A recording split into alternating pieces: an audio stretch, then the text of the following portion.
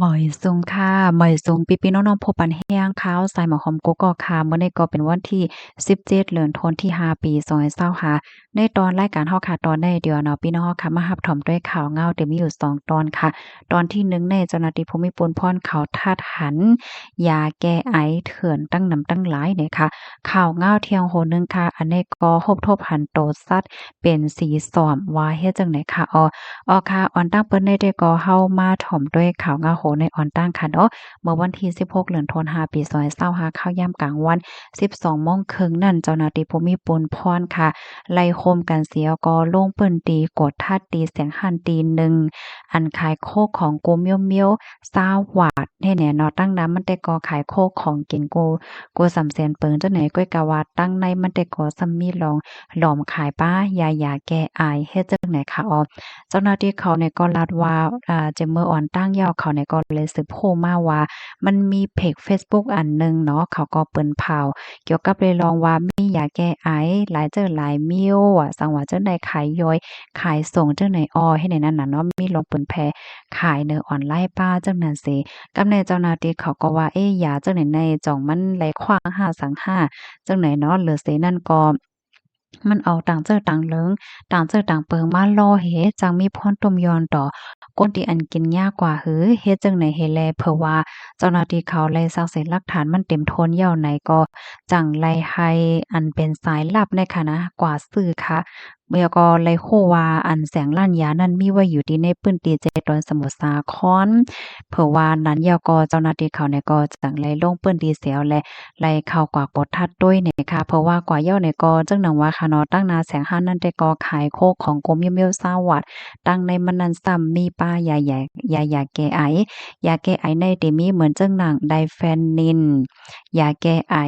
ดาดาทิซินยาแก้ไออะเลอนินและยาแก้ไออาซาคอกเนี่ยเนาะมันเป็นเตาจังหนังที่เฮาคาหันที่ในแคบหางแนวค่ะทั้งหมดก็ได้มีอยู่7เหง6ปากเตาเนาะวางเจียนกันลงไว้เฮ็ดจังไหนเจ้าหน้าที่เขาไล่ต้องถามก็มีไว้นั่นน่ะเนาะไว้ที่อันเปิ้นออกปันว่าขายถูกแม่นจำหนังปักเปิงเฮ็ดจังนั้นให้แลเจ้าหน้าที่เขาเนี่ยก็จังยืดเอายาแก้ไอในกว่าเพราะว่ามันนับส่วนเป็นเงินก็ติดตกอยู่หมอ700,000 บาทเจ้านายเฮ็ดไหนคะเจ้าหน้าที่เขาก้มโตนายสุธีอายุเลย39ปีเป็นเจ้าแสงห้านเฮ็ดจังไหนเนาะมันจ่ายเนี่ยก็ลัดว่าไล่ซื้อยาอันในเหมาขายสันเนี่ยก็มีหมอก1 ปีเจ้าในยาวเนี่ยเนาะเขาได้ก็สั่งซื้อมาเที่ยงตีหนึ่งแล้วก็หับมาขายสิไล่กินน้ำเม็ดมันเฮ็ดไหนนะ เขาได้ก็ขาย1เตาได้80ต่อถึง1ปากหวาดเฮ็ดจั่งใดเจ้าหน้าที่ภูมิพลพรเขาลาดว่าตอนตายาแก้ไอที่อันยืดไหลในปอกกำในได้ก็มันเป็นยาที่อันมีเขาเฮ้าว่าส่วนผสมอะเนาะอันที่เขาเอามาลดได้ที่มีเหมือนจั่งหนังว่าโคเดอินมันเป็นตัวยาที่มีพรตุ่มยอนต่อใจและออกก้นหนุ่มเขาในเกียกมาซื้อน่ะเขาได้ซื้อก็กินล้อน้ำหวานและน้ำท่อมจังไหนเฮแลเพราะว่าเอากะใจตื้อถูกแม่นเห็นไหนมันก็ซ้ำเตจางมีพรต้มยอนตอนตาป้ายอยู่ลีลายเฮ็ดจังไหนนะเพราะว่าเอากว่าใจตื้อถูกแบนห้ากินน้ำป่นตีห้าแหละเจ้าไหนเนี่ยมันได้ตื้อคึงเหมือนหนังว่าให้ได้ต้องคนไข้หาเหงารับเหงานอนว่าเฮ็ดแนวนะเพราะว่าใจน้ำแห้งหนาเนี่ยก็เตจางเฮ็ดให้ติดยาไลตั้งโตตั้งใจว่าสังว่าจะได้ป้อมไลกินก็บ่อยู่ห้าสังห้าเฮ็ดจังไหนไลเฮ็ดไหนค่ะพี่น้องเฮาตั้งฝ่ายเจ้าหน้าที่เขาในก็แล้วสร้างเสหลักฐานมั่นคงป้าตั้งยาว่าสังว่าจังไดเนาะส่งกว่าดี โค้งปลิงเสียวก็ได้ขับเครื่องเป็นรถดำกว่าจ้อมหนังปักเปิงหมายมีวันเมืองมีนั่นว่าไหนค่ะข้อมูลในเลยปีมาที่ห้องการข่าวมติชนออกไว้เนี่ยค่ะเนาะลองในกอใครย้อนฟังถึงปันพี่น้องค่ะดีๆซื้อยาหยากินค่ะเนาะบ่เป็นไรได้ก็ซื้อดีร้านยาในเตตื้อหลอดเพแลห่มลมในค่ะนะเพราะว่ากว่าซื้อย่ายาเถินอำนั้นก็ฮู้ว่าจ่องมันถูกแม่นจำหนังเปิงป้ายอยู่ลีคือเพราะว่าในจึงมันเตจังเฮ็ดให้ตั้งเป็นเฮา หายนั้นก็หายกำหนึ่งก้วยเสียวก็จังเตื้อคึกไปอยู่ลีข้าวยาวไหลไหนกำนั้นแลให้แลฟังกันนำๆไหนค่ะอันใดก็ฟังถึงมันเป็นพี่น้องกูก็กูก้นป้าจังหนังนั้นค่ะ ลูกดีข่าวง่าโหนในเหแลกำในเฮามาถ่อมด้วยข่าวง่าโหนในอันนี้ก็ได้เรียกว่าเป็นเปิงเป็นหลากหลายค่ะนะโตสัตว์เนี่ยก็เยี่ยนเป็นสีส้มกว่าเสียงโมดจึงไหนค่ะเมื่อวานในเป้ค่ะวันที่16เดือนธันวาคมปี2025ได้มีข่าวงาออกมาว่าก้นวานในพื้นที่อ่อนกันตกอกตกใจก็เพราะว่า